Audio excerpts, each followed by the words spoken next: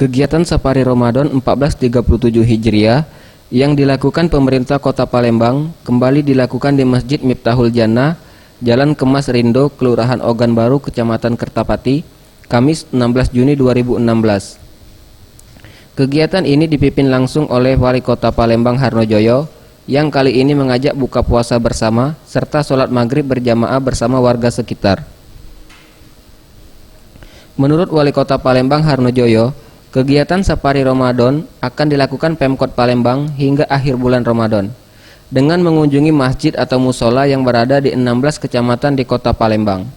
Tidak hanya itu, kegiatan Safari Ramadan ini juga merupakan agenda rutin yang dilakukan seperti halnya kegiatan keagamaan pemerintah Kota Palembang sebelumnya, yaitu wakaf 1 juta Al-Quran.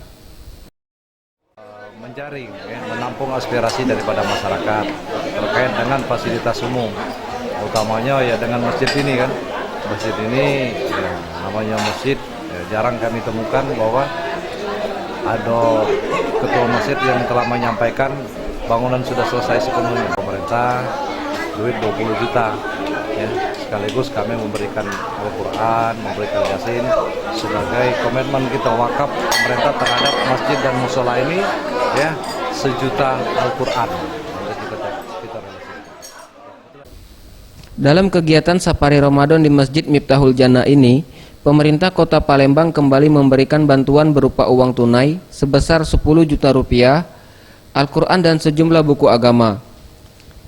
Di akhir acara, Wali Kota Palembang Harnojoyo mendengarkan aspirasi masyarakat mengenai keluhan ataupun masukan mengenai pembangunan Kota Palembang. Faisal Ariantara, Sriwijaya TV.